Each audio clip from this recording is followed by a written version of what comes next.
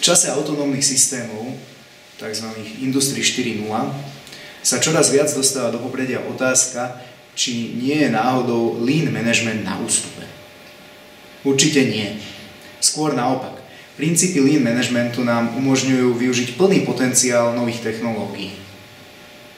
Samozrejme, tieto technológie pomáhajú zoštihľovať výrobné procesy, odstraňovať plytvania, zrýchliť hodnotové toky.